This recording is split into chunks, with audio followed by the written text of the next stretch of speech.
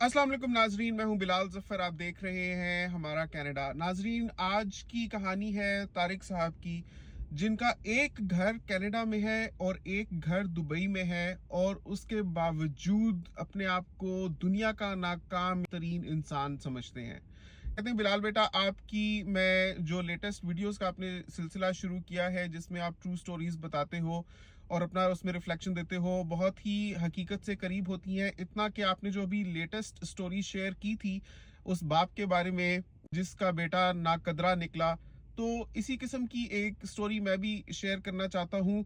तो आप please viewers तक भी इस बात को पहुँचाना, ताकि मुझे लगता है कि मैंने अपनी ज़िंदगी में जो गलतियाँ की हैं, अगर मैं दूसरों को बताऊँ और कोई वो गलतियाँ करने से रुक जाए, तो शायद अल्लाह मेरे भी गुनाह माफ़ कर दे। मैंने कहा, ऐसे आपने क्या गुनाह किए हैं?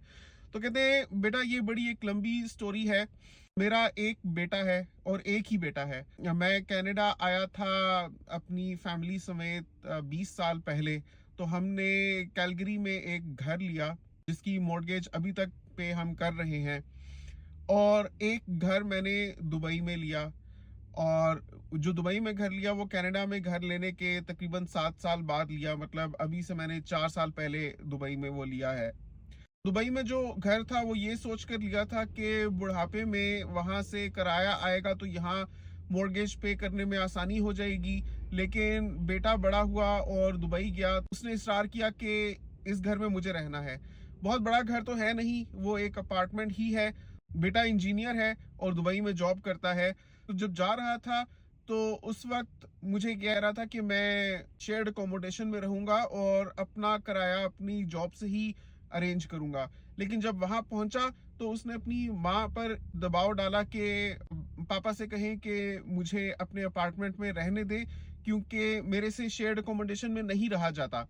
बेटे की बात सुनकर उसकी माँ ने मुझ पर दबाव डाला कि क्यों आप इसकी बात नहीं सुनते, किसके लिए आपने वो घर खरीदा है। तो मैंने कहा कि वो घर यही सोच कर लिया था कि वो किराए पर चढ़ाएंगे और यहाँ मॉर्गेज पे करेंगे।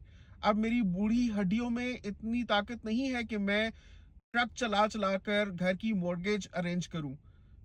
जब मेरी बीवी ने बेटे को बताई, तो जो कॉन्वर्सेशन बेटे और माँ के दरमियान हुई फोन पर मैंने ओवरहियर की, मैंने सुन ली, क्योंकि माँ ने स्पीकर पर रखा हुआ था फोन। लेकिन बेटे को नहीं पता था कि मैं भी सुन रहा हूँ। मुझे नहीं पता कि अगर उसको मालूम होता कि कमरे में मैं भी मौजूद हूँ तब भी वो ये बात करता या नहीं, क्योंकि उस वक्त उसकी माँ किचन में प्याज काट रही थी। तो उसने स्पीकर पर लगाया हुआ था फोन और फोन डाइनिंग टेबल पर पड़ा हुआ था। तो बेटा समझ रहा था कि सिर्फ माँ ही सुन रही है। तो बेटा कहता है, मॉम, ऐसे डैड का मुझे क्या फायदा जिसने दुबई में अपार्टमेंट लिया हुआ है और मैं ही वहां नहीं रह सकता। मैं अपने डैड के अपार्टमेंट में रहूं, मुझे भी पता लगे मेरा कोई डैड है। ऐसे डैड का मुझे क्या फायदा है। तो तारिक साहब कहते हैं कि उस वक्त मेरा दिल किरची किरची हो गया। मुझे लगा कि सालों की मेहनत जो मैंने इस लड़के पर की है, इसको बड़ा करके, इसको जवान करके, इसको इस काबिल बनाया है कि दुबई में जाकर ये अपनी पढ़ाई और लियाकत की बुनियाद पर इसको इतनी अच्छी जॉब मिली है, उसके बाद मुझे ये प्रूव करना है कि मैं बाप कहलाने के लायक तब हूं अगर मेरे अपार्टमेंट में ये रहे। यानी जो मैंने अपार्टमेंट ये सोच कर लिया था कि उसके किराए से मैं कैलगरी में घर की मॉर्गेज पे करूंगा, उसमें मैं इसको ठहरा दूं, तब उसको लगेगा उसका कोई डैड है। तो मैंने पूछा, तारिक साहब, आपका बेटा दुबई में कितने कमा लेता है? तो कहते हैं उसको स्टार्टिंग सैलरी मिली है 25,000 दिरहम, और अभी उसकी शादी नहीं हुई, वो अकेला रहता है। मैंने कहा, 25,000 दिरहम तो तारिक साहब उसको बहुत आसानी से काफी होने चाहिए। 25,000 दिरहम में तो वो अकेला रह सकता है। उसको अगर शेयर्ड अकोमोडेशन में रहने का मसला है, ज्यादा से ज्यादा 5,000 दिरहम में उसको स्टूडियो अपार्टमेंट मिल जाएगा रहने के लिए। बाकी 20,000 दिरहम फिर भी उसके पास बच जाएंगे। तो कहते हैं, ये बात तो बेटा मुझे मालूम है, लेकिन मैं क्या करूं कि मैं अपनी बीवी के हाथों मजबूर हूं, क्योंकि वो माँ पर प्रेशर डालता है और माँ की बात मैं ना मानूं तो वो मेरे से मुंह बसूर कर रखती है। मैंने कहा, तारिक साहब, ये तो बात रही एक तरफ, आप मुझे बताएं कि आप 55 साल के हो गए हैं, आपने हज किया हुआ है? तो कहते हैं, हज मैं कहाँ से करूं? मैंने कहा, आपका माशाल्लाह एक घर कनाडा में है, एक दुबई में है, क्या आपके पास इतनी सेविंग्स नहीं हुई कि आप हज कर सकते? आप 55 साल के हो गए, अभी तक नहीं किया तो कब करेंगे? कहते हैं बिलाल बेटा ये तो बात आप बिल्कुल ठीक कर रहे हो, और अभी आप जब ये बात कर रहे हो तो मुझे ये ख्याल आ रहा है कि वाकई ये चीज़ बहुत अहम थी, मैंने तो अभी तक की नहीं है।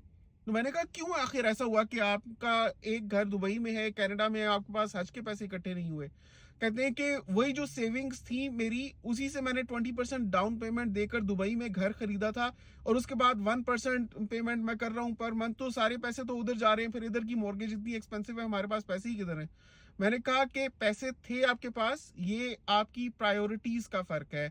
ये दिखाता है कि आपकी प्रायोरिटी ये थी कि आपका एक घर दुबई में हो और एक कनाडा में हो। तो मैंने कहा कि क्या इतना ही जरूरी था दुबई में घर लेना? कहते हैं कि वो भी बीवी के हाथों में मजबूर था, क्योंकि उसका जो सोशल सर्कल है उसमें जो उसकी फ्रेंड्स हैं उनके शोहरों ने दुबई में घर लिए हैं। पिछले 5-6 सालों में बहुत लोगों ने वहां पर घर लिए हैं। तो वो कंपेयर करती थी मुझे अपनी फ्रेंड्स के हस्बैंड्स के साथ। मैं अगर बिलाल बेटा आपको उसकी जो लफ्ज बलफ्ज बातें हैं ना वो बताऊं तो आप कहोगे कि क्या हुआ है मेरे साथ। मैंने कहा ऐसा क्या कहा आपकी बीवी ने? कहते हैं कि एक दफा मुझे याद है कि वो कहती है तारिक आप क्या करते हैं? मैंने कहा क्या करता हूँ? कहती है सुमेरा के शोहर ने अभी दुबई में डैन्यूब का अपार्टमेंट लिया है, और एक मुझे ये शख्स टकरा है, जमाने भर का नाकाम तरीन इंसान, जिसकी कनाडा में एक घर लेकर बस हो गई है। मैंने कहा वाकई इस तरह से तो किसी भी बीवी को अपने शोहर को नहीं कहना चाहिए। ठीक है, अगर आपको लगता है कि आपके पास इतने जराए हैं, इतने वसाइल हैं कि आप दुबई में भी घर ले सकते हैं, फ्यूचर में काम आएगा, तो अच्छी बात है, लेकिन इस तरह से तो मियाँ को नहीं कहना चाहिए। मतलब ये तो सिर्फ और सिर्फ उसके सेल्फ रिस्पेक्ट को खत्म करने और उसकी सेल्फ एस्टीम को कचौके लगाने वाली बात है। तो कहते हैं कि बहरहाल एक तरफ तो बीवी का बहुत प्रेशर था, फिर मैंने भी सोचा कि हो सकता है कि 3-4 साल में पे ऑफ हो जाए, उसके बाद उसके किराए से मैं यहाँ की मॉर्गेज पे कर दूंगा तो मुझे कुछ आसानी हो जाएगी, फिर मैं नए सिरे से सेविंग्स करूंगा। तो मैंने कहा कि अच्छा चले, वो तो हो गई बात, जो सेविंग्स थी उस वक्त आपने उन सेविंग्स से दुबई में घर ले लिया, आपके ऊपर बीवी का प्रेशर था, सोशल प्रेशर था, या कोई फ्यूचर की प्लानिंग थी आपकी कि उसके किराए से आपको कुछ आसानी हो जाएगी फ्यूचर में जाके। लेकिन अब आप ये बताएं कि आपका एक ही एक बेटा था, वो चला गया दुबई, और जो नक्शा आपने मेरे सामने खींचा है वो सुनकर तो यही लग रहा है कि उसको बहरहाल आपका एहसास या ख्याल नहीं है। वो एक सेल्फ सेंटर्ड बंदा है, और कमाएगा भी तो अपने लिए ही वो जोड़ेगा और अपनी फैमिली पर ही लगाएगा या अपने आप के ऊपर लगाएगा। मुझे नहीं लगता कि आपके ऊपर उसने कुछ लगाना है। तो ये इतना बड़ा घर जो आपने कैलगरी में लिया है, क्योंकि उन्होंने मुझसे शेयर किया था कि उनका एक डिटैच्ड होम है, उसको आप बेच सकते हैं और किसी अपार्टमेंट में मूव हो जाएं या रेंट पर मूव हो जाएं, तब भी आपके पास हज करने के पैसे आ जाएंगे। कहते हैं कि ये बात तो तुम ठीक कह रहे हो, लेकिन मुझे अपनी बीवी से इजाजत लेनी पड़ेगी। मैंने कहा आपको अपनी बीवी से इजाजत लेनी पड़ेगी हज करने के लिए? कहते हैं बेटा आप नहीं जानते ना, जो बंदी मुझे टकरी है ना, मैं ही जानता हूँ। मैंने कहा अच्छा क्या होगा, ज्यादा से ज्यादा क्या होगा अगर आप ये अपनी बेगम को कहेंगे कि हमें ये डिटैच्ड होम कैलगरी में बेच देना चाहिए ताकि हम हज कर लें, क्योंकि अब 55 साल की उम्र में भी नहीं किया तो ये जाती जाती जवानी जरा सी जो रह गई है और जो ताकत जिस्मानी कुव्वत है वो भी चली जाएगी, तो बुढ़ापे में बिल्कुल जाकर कैसे करेंगे? फिर उस वक्त आपको क्या यकीन है कि तब तक आप जी पाएंगे? और अगर जी पाएंगे तो आपका जिस्म आपका इतना साथ देगा कि आप जाकर हज कर सकेंगे? कहते हैं बेटा एक दफा ये बात हुई थी बीवी के साथ घर को बेचने की, हज के सिलसिले में ही। तो उस वक्त बीवी ने कहा क्या मतलब है कि इस घर को बेचकर अपार्टमेंट में अब आप जाएंगे तो मैं वहां पर पार्टीज कैसे करूंगी? मैंने कहा कौन सी पार्टीज? कहते हैं कि उसका काफी बड़ा सोशल सर्कल है और काफी इमेज कॉन्शियस है, तो वो अपनी दोस्तों के घर जाती रहती है किटी पार्टीज करने के लिए, और आए रोज उसकी सहेलियां हमारे घर आई रहती हैं किटी पार्टीज पर। मतलब जाती है तो फिर इसको भी दावत देनी होती है, कभी किसी का बर्थडे हो रहा होता है, कभी किसी की कोई सेलिब्रेशन हो रही है, कभी किसी की जॉब प्रमोशन हो रही है, कभी कोई ऐसी पार्टी थ्रो कर रही है, कभी किसी की पे रेज हुई है तो वो पार्टी थ्रो कर रही है। मैंने कहा आपकी बेगम भी काम करती हैं? कहते हैं नहीं वो नहीं काम करती, सिर्फ मैंने ही सारी उम्र काम किया है और बीवी बच्चे को बेहतरीन से बेहतरीन प्रोवाइड करने की कोशिश की है। तो नाजरीन मैं पहुंच गया, तारिक साहब भी उसी तरह से अपनी बीवी और बेटे के हाथों में खिलौना बने हुए हैं, जैसे मेरी पिछली वीडियो में, अब मैं भूल गया हूं उन साहब का क्या नाम था, वो बने हुए थे। मतलब कि बीवी और बेटे को ऐसा क्या खुश करना کہ आपके ऊपर जो दीनी फरीज़ा है, आपने जो हज अदा करना है, अल्लाह ने फरमाया है कि अगर कोई साहिब इस्तिताअत है और उसके बावजूद वो हज नहीं करता तो फिर आखिरत में बहुत मुश्किल हो जाएगी साहब। मतलब आपके पास पैसे थे, मैं नहीं मानता कि आपके पास पैसे नहीं थे।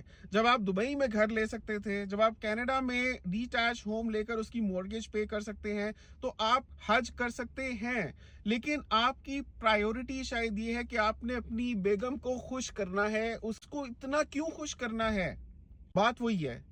अल्लाह ने फरमाया है कि कोई मुसलमान तब तक मोमिन नहीं बन सकता जब तक अल्लाह और उसका रसूल मोहम्मद सल्लल्लाहु अलैहि वसल्लम दुनिया में मौजूद तमाम लोग और चीज़ों से ज़्यादा महबूब ना हो जाएं। तो आपको समझना पड़ेगा कि अल्लाह का जो हुक्म है वो पहले नंबर पर आता है और बेगम की तवक्कुआत, ख्वाहिशात, गिले वो सब बाद में आते हैं। बेटे का तो हाल आपने देख ही लिया कि उसने आपकी बाबत किस किस्म की बात कर दी है कि ये डैड के घर में अगर मैं रह पाऊं तब तो मुझे पता चले कि मेरा कोई डैड है, वरना ऐसे डैड को मैंने क्या करना है। बेटे ने तो आपको ये तक कह दिया है।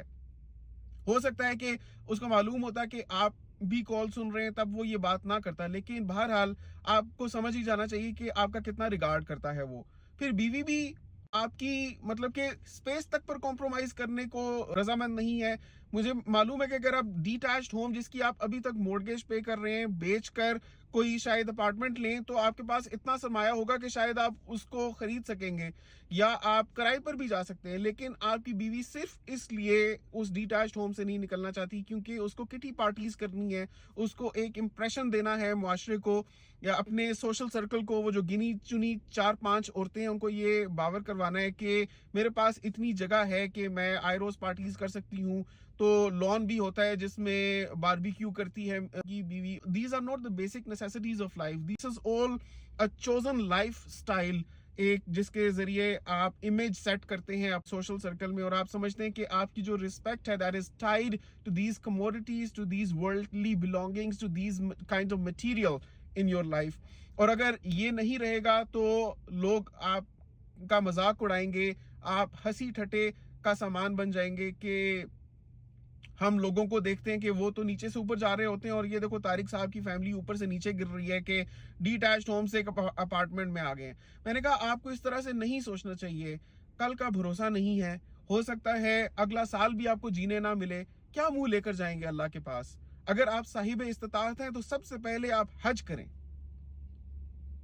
नाजरीन, आपको क्या लगता है कि मैंने जो बात तारिक साहब को कही बिल्कुल ठीक थी? क्या ये उनके लिए पॉसिबल नहीं है कि वो कैलगरी में अपना डिटैच्ड होम बेचकर घर डाउन साइज करें और वही पैसा निकालें और एक हज करके आए? जिंदगी में एक बार तो हज करें।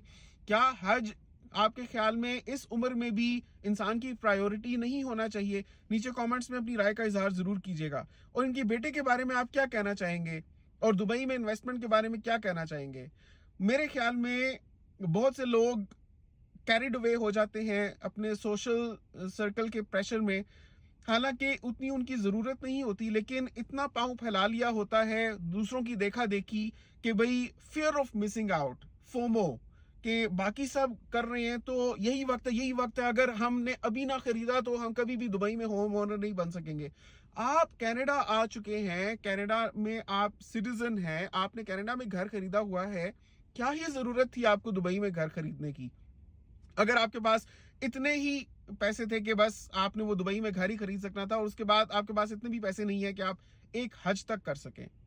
तो नाजरीन, मुझे लगता है कि ये पैसों की कमी नहीं, ये प्रायोरिटीज का फर्क है, इनकी तरजीह ये नहीं रही। तो मेरी बात सुनने के बाद तारिक साहब ने कहा बिलाल बेटा आपसे बात करके वाकई मेरी आंखें खुल गई हैं और अब मैं हत्तुल इम्कान कोशिश करूंगा इस घर को बेचने की, कैसे भी करके मैं हज करूंगा। अब मैं इसी चीज को फोकियत दूंगा, ये मेरी अव्वलीन तरजीह है। मैंने कहा चले अच्छा है अगर अभी भी आपकी आंखें खुली हैं, बहरहाल अभी आप हयात हैं और मेरी नेक तमन्नाएं हैं और मैं दुआ करता हूं कि वो तमाम साहिब इस्तिताअत लोग जो फंसे हुए हैं एक या दूसरी वजह से दुनियावी मामलात में सबसे पहले हज कर सकें। नाजरीन, आप इस बारे में अपनी राय का इज़हार जरूर कीजिएगा। आपसे मुलाकात होती है इंशाल्लाह अगली वीडियो में। अपना बहुत ख्याल रखिएगा, मुझे दुआओं में याद रखिएगा। तब तक के लिए अल्लाह हाफिज।